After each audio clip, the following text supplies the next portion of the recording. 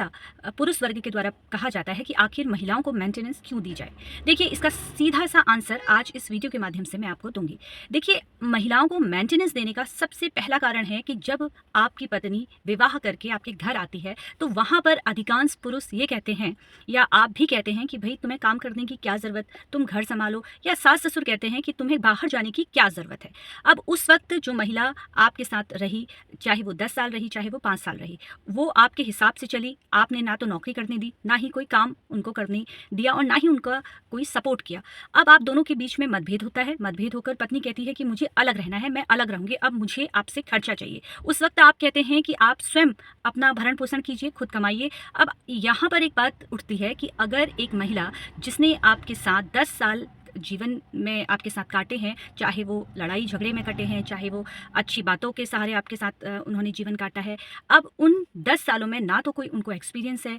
ना ही उनको काम करने का कोई अब अंदाज है आजकल के हिसाब से, तो आप ये कैसे उम्मीद करते हैं कि वो महिला आपका घर छोड़ती है तो वो स्वयं अपना भरण पोषण करे। वहाँ पर महिला को भरण पोषण देने की ज़रूरत होती है, वो कैसे अपना गुजारा करेगी। लेकिन जहाँ पर महिला की गलती है, जहाँ पर महिला स्वयं घर छोड़ के जा रही है, उसके अवैध संबंध है, अडल्ट्री पे रह रही है, किसी के साथ रिलेशन में है, आप के माता पिता को रखना नहीं चाहती है, उसकी ओर से अपराध किया गया है, तो वहाँ पर इस तरह की महिला को मेंटेनेंस नहीं मिलना चाहिए। लेकिन जहाँ पर पति पत्नी के बीच में आपस में मतभेद है, मतभेद के का जो कारण है उनका स्वाभाविक जो नेचर है, उसके कारण उन दोनों के बीच में मतभेद हो रहा है, तो वहाँ पर वो पुरुष जो ये कहते हैं कि मैं अपनी पत्नी को मेंटेनेंस नहीं दूंगा तो वो स्वयं कमाए, तो यहाँ पर उस पुरुष को ये ध्यान रखना चाहिए कि जिस महिला ने आपके लिए जीवन के इतने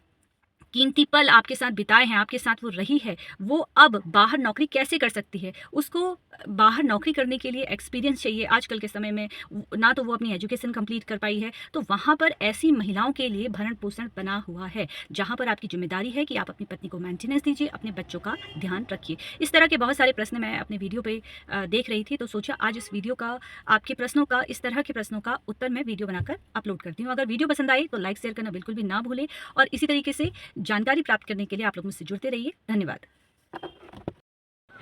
देखिए, हमारे पास ऐसे बहुत सारे मामले आते हैं जहाँ पर बात बहुत मामूली सी होती है, लेकिन वो इस कदर परिवार वालों के द्वारा बिगाड़ दी जाती है कि तुरंत पति में से या पत्नी में से कोई एक व्यक्ति हमारे पास आता है और अपनी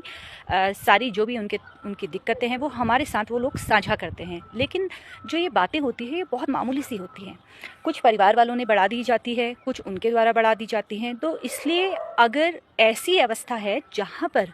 पत्नी पति के साथ बिल्कुल भी नहीं रहना चाहती है, जहाँ पर पत्नी ने ठान लिया है कि मैं अब किसी भी सूरत में अपने पति के साथ नहीं रहूँगी,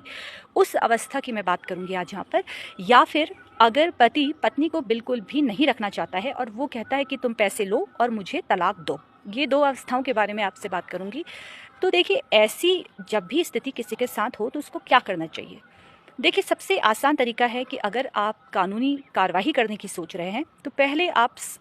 एक समझौता करने की कोशिश कीजिए। समझौता नहीं होता है तो आपको सेक्शन 9 का केस करना है। सेक्शन 9 आपको पता है कि क्या होता है, कि जहाँ पर आप चाहते हैं कि आप अपने दाम्पत्य जीवन की शुरुआत करना चाहते हैं और जो दूसरा पार्टनर है वो नहीं कर रहा है, तो आप उनसे कह रहे हैं कि मैं आपके साथ रहना चाहता हूँ या चाहती हूँ, तो वहाँ पर आपके द्वारा सेक्शन 9 का केस किया जाता है। लेकिन जब बात आ जाती है कि आपका पार्टनर आपके साथ रहना ही नहीं चाहता है, तलाक की मांग कर रहा है, तो ऐसी अवस्था में तो मैं आपको यही कहूँगी कि किसी तरीके से बाहरी समझौता कीजिए।